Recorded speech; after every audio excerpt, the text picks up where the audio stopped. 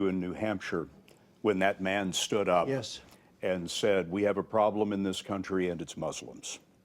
You let that pass, and I wonder what that tells us about you. Well, he said much more than that. That was part of the statement. He then went on to say other things. But the bigotry part. Look, he said mostly about Obama. That whole question is about, I don't have to defend President Obama. He's not going to defend me.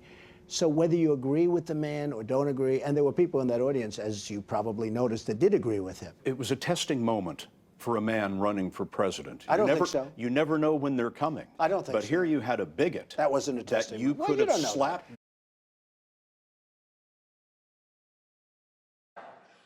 To the families of those who died in that war, who say they liberated a country and deposed a ruthless dictator, how do you look at them now and say your brother's war was a mistake?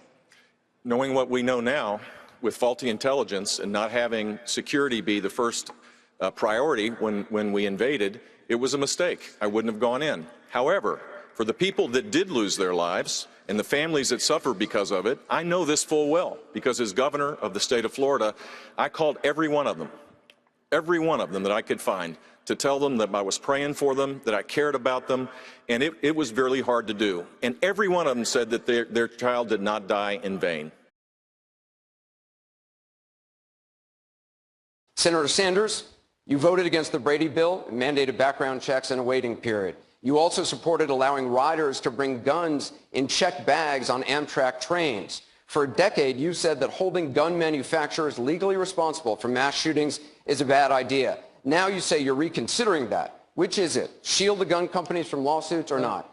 Let's begin, Anderson, by understanding that Bernie Sanders has a D- voting record from the NRA.